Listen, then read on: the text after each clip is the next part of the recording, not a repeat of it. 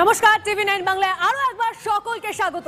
আপনাদের সঙ্গে আমি তন্নিষ্ঠা রয়েছি। এখন ঠিক রাত 12টা, ডট 12টা, ঠিক ব্রেকে যাওয়ার আগে যেমনটা আপনাদেরকে বলে গেছিলাম, ব্রেকের পর ফিরছি রাত 12টায় সমস্ত আপডেট আপনাদেরকে দিতে থাকবো একের পর এক।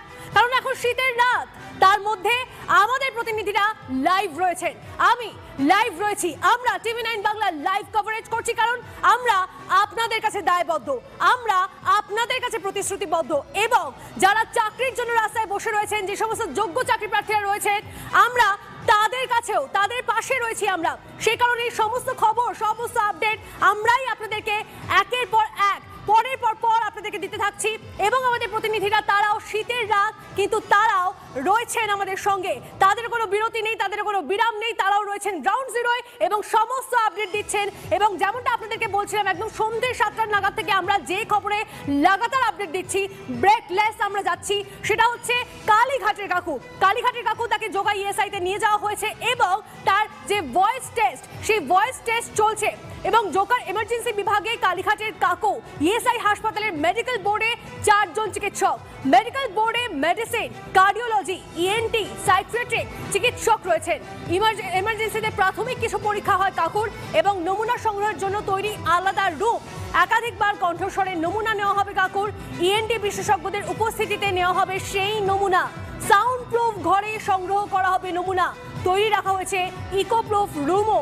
বলানো হবে ইডি আধিকারিকদের কাছে থাকা ভয়েস রেকর্ডিং, সেই স্বরের নমুনাও ফরেনসিক ল্যাবে নিয়ে যাওয়া হবে। দীক্ষা বইয়ে আমাদের প্রতিনিধি আমাদের সঙ্গে রয়েছেন গ্রাউন্ড জিরো থেকে এই মুহূর্তে লাইভ। দীক্ষার কাছে যাব। দীক্ষা, এই মুহূর্তে ঠিক কি আপডেট পাচ্ছ, লেটেস্ট কি আপডেট? দেখো, সুজয় কৃষ্ণ ভদ্র অর্থাৎ কালীঘাটের কাকুকে সেই জায়গায় নিয়ে যাওয়া হয়েছে যেখানে তার ভয়েস স্যাম্পেল নেওয়া হবে। অর্থাৎ এমার্জেন্সি, তাকে যে এসএস ক্যাম্প থেকে অ্যাম্বুলেন্সে করে নিয়ে আসার পরে আমরা দেখলাম হুইল চেয়ার থেকে তাকে প্রথমে এমার্জেন্সিতে নিয়ে যাওয়া হয়েছিল। যে এমার্জেন্সিতে তাকে প্রথমে 4টে, আমরা বলেছিলাম মেডিকেল বোর্ডের যে 4 চিকিৎসক রয়েছেন তারা সেখানে পরীক্ষা করেন, তাকে দিয়ে কথা বলানোর চেষ্টা করা হয়েছিল। যদিও সূত্র মারফত খবর যে কালীঘাটের কাকু কোনো কথা বলতে চাননি, কিন্তু তাকে ইএনটির যে জায়গায়, অর্থাৎ ইএনটি বিশেষজ্ঞদের উপস্থিতিতে তাকে যে রুমে তার ভয়েস স্যাম্পেল নেওয়া হবে সেখানে নিয়ে যাওয়া হয়েছে। এবং এখন দেখার বিষয়ে কালীঘাটের কাকু সুজয় কৃষ্ণ ভদ্র ইডি আধিকারিকদের সাথে সহযোগিতা করেন কিনা, তিনি ইএনটি বিশেষজ্ঞদের সামনে তার ভয়েসের যে স্যাম্পেল সেটা দেন কিনা, সেটাই এখন দেখার বিষয়। তবে তিনি যদি ভয়েস স্যাম্পেল দেন, আমরা যেটা বারবার বলছিলাম, এই ভয়েস স্যাম্পল ঠিক কতটা জরুরি, তদন্তের সাথে এই ভয়েস স্যাম্পল অত্যন্ত জরুরি। এবং সেই কারণেই 4.5 মাস আগে যখন ভয়েস স্যাম্পলের জন্য ইডি আধিকারিকরা এসএসকেএম হসপিটালে গিয়েছিলেন তাকে নিয়ে আসার জন্য, তখন তিনি অসুস্থ বোধ করেন এবং অসুস্থ বোধের সেই আমরা ড্রামা, যেটা সেই মুহূর্তের ড্রামা আমরা দেখেছিলাম, এবং তিনি আবার কার্ডিও বিভাগে ভর্তি হয়ে গিয়েছিলেন তার বুকে ব্যথা বলে। কিন্তু আজকে ইডি আধিকারিকরা সক্রিয় হয়েছিলেন এবং তাকে অন্তত ইএসআই হসপিটালে নিয়ে আসতে পেরেছেন।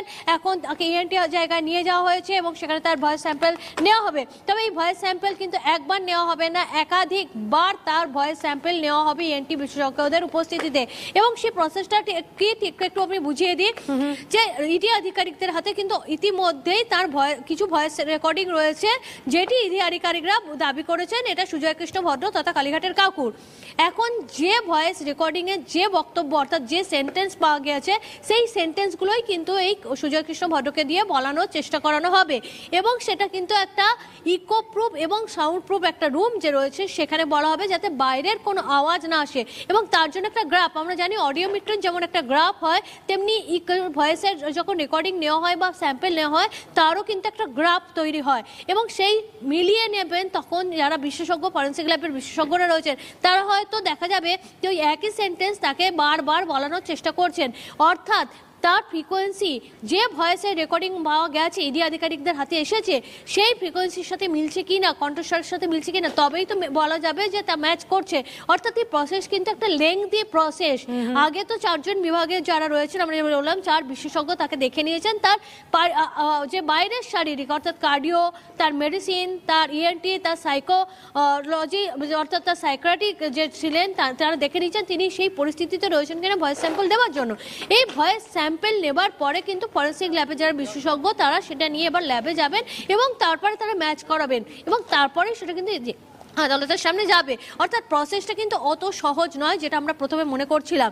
এই প্রসেসটা করতে গেলে ইএনটি বিশেষজ্ঞদেরকে বারবার তাকে একই কথা বলাতে হবে এবং ফ্রিকোয়েন্সি ম্যাচ করছে কিনা সেটা দেখতে হবে।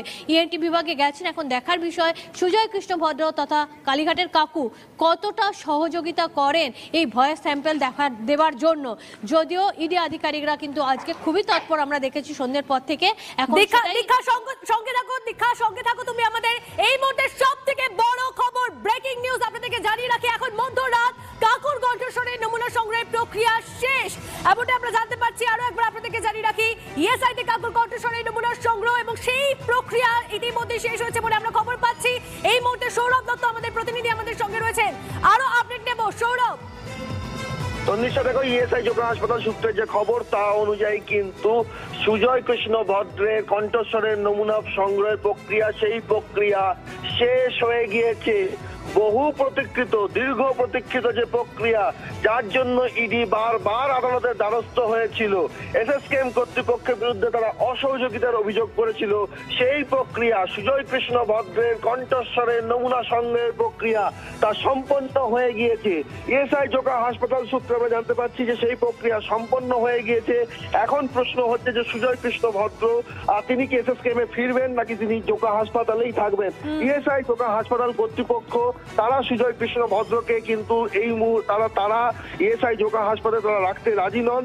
তাদের বক্তব্য হচ্ছে যে যেহেতু তাদের ভয়েস স্যাম্পল কণ্ঠস্বরের নমুনা সংগ্রহের যে প্রক্রিয়া, সেই প্রক্রিয়া দায়িত্ব ছিল, সেই প্রক্রিয়া সম্পন্ন হয়ে গিয়েছে, তারা চাইছেন যাতে সুজয় কৃষ্ণ ভদ্র আবার এসএসকেএম এ ফিরুক। তবে বিষয়টি এখনো চূড়ান্ত হয়নি যে রাতটুকু সুজয় কৃষ্ণ ভদ্র ইএসআই যোগা হাসপাতালে কাটাবেন নাকি রাতেই তাকে ফিরিয়ে নিয়ে যাওয়া হবে। তো প্রাথমিক যে পরিকল্পনা ছিল সেই পরিকল্পনা অনুযায়ী কিন্তু সুজয় কৃষ্ণ ভদ্র এসএসকেএম এ ফেরার কথা। তবে এই মুহূর্তে সবচেয়ে বড় খবর সৌরভ, সবচেয়ে বড় খবর, যে খবর আমরাই ব্রেক করছি সবার আগে, টিভি9 বাংলা সবার আগে। এই মুহূর্তে 12:07। আরো একবার আপনাদেরকে জানিয়ে রাখছি, কাকুর কণ্ঠস্বরের নমুনা সংগ্রহের প্রক্রিয়া শেষ। যে কণ্ঠস্বরের নমুনা নিয়োগ দুর্নীতি তদন্তের ক্ষেত্রে অত্যন্ত গুরুত্বপূর্ণ, সেই প্রক্রিয়া ইতিমধ্যেই শেষ। আর আবারও কথা বলবো সৌরভের সঙ্গে। আরো একবার আপনাদেরকে জানিয়ে রাখি, বিগ ব্রেকিং এই মুহূর্তে, যেটা আরো একবার জানাবেন। আমাদের সঙ্গে রয়েছেন আমাদের প্রতিনিধি সৌরভ। যেমনটা বলছিলে, প্লিজ কন্টিনিউ। আর তন্নিশা, দেখো, এই যে ভয়েস স্যাম্পল কণ্ঠস্বরের নমুনা সংগ্রহ, এর জন্যই কিন্তু বারবার এসএসকেএম এর দরজায় গিয়ে কড়া নেড়েছে ইডি। বারবার তদন্তকারী সংস্থারা তারা আর্জি জানিয়েছেন, কিন্তু সেই সমস্ত আর্জি নাকচ হয়ে গিয়েছে। সেপ্টেম্বরে যখন তারা আদালতের নির্দেশে ভয়েস স্যাম্পল কালেক্ট করার জন্য এসএসকেএম এ গিয়েছিলেন, এমএসভিপি পীযূষ রায়ের সঙ্গে দেখা করেছিলেন। পীযূষ রায়ের সঙ্গে দেখা করে তারা যখন এসি 1 নম্বর কেবিনে পৌঁছন, সেই সময় সুজয় কৃষ্ণ ভদ্র নিজে কণ্ঠস্বরের নমুনা দিতে রাজি ছিলেন। তারপরেও এমএসভিপির বাধায় তিনি মেডিকেল বোর্ডের যে রিপোর্ট, সেই রিপোর্টকে হাতিয়ার করে বলেন যে তার পক্ষে, তার রোগীর পক্ষে এই মুহূর্তে তার যে শারীরিক পরিস্থিতি, তাতে তিনি কণ্ঠস্বরের নমুনা দেওয়ার জায়গায় নেই। এরপর আমরা দেখি তারা আবার আদালতের দ্বারস্থ হন, সেখান থেকে ইএসআই যোগা হাসপাতালে স্থানান্তর হয়। তারপরেও কিন্তু যখন ইএসআই যোগা হাসপাতালে নিয়ে যাওয়ার প্রক্রিয়া সেই সময় হয়েছিল, সেই সময়েও কিন্তু রাতারাতি সুজয় কৃষ্ণ ভদ্রকে আইসিইউ এ স্থানান্তর করা হয়। এরপর আজ বুধবারের ঘটনা বলি, এবং সেই ঘটনাবলির পর রাতে, এর আগে দুপুরে গিয়েছিলেন ইডি আধিকারিকেরা এসএসকেএম এ, তারা গিয়েছিলেন সকালে গিয়েছিলেন, হয়নি। শেষ পর্যন্ত রাতে কাউকে কোনো রকম কোনো প্রস্তুতির সুযোগ না দিয়ে তারা কিন্তু সেখানে পৌঁছে যান, এবং পৌঁছে যাওয়ার পর সুজয় কৃষ্ণ ভদ্রকে নিয়ে আসা হয় ইএসআই যোগা হাসপাতালে। এবং 2 ঘন্টা পর 9:55 সুজয় কৃষ্ণ ভদ্র ইএসআই যোগা হাসপাতালে পৌঁছন, এবং 2 ঘন্টার মধ্যেই তার শারীরিক পরীক্ষা নিরীক্ষার পর ভয়েস স্যাম্পল কালেকশনের যে প্রসেস, সেই প্রসেস সম্পন্ন হয়ে গিয়েছে। অর্থাৎ বহু প্রতীক্ষিত, দীর্ঘ প্রতীক্ষিত, যা নিয়ে আদালতে বারবার টানাপোড়েন তৈরি হয়েছে। এসএসকেএম এর ভাবমূর্তি নিয়ে প্রশ্ন উঠেছে, এসএসকেএম কর্তৃপক্ষ প্রশ্নের মুখে পড়েছেন, রাজনীতির ময়দানে তরজা হয়েছে। সেই বহু প্রতীক্ষিত যে মুহূর্ত, সেই মুহূর্তটি কিন্তু 3রা জানুয়ারি 2024 সালের মধ্যরাতের কাছাকাছি সময়ে এসে সম্পন্ন হলো। তন্নিষ্ঠা, ঠিক তাই সৌরভ, আপাতত তুমি আমাদের সঙ্গে থাকো। অনেক বড় একটা খবর যেটা আমরা আপনাদেরকে জানাচ্ছিলাম, বিগ ব্রেকিং, অবশেষে বড় সাফল্য ইডির। হাসপাতালে আপনাদেরকে জানিয়ে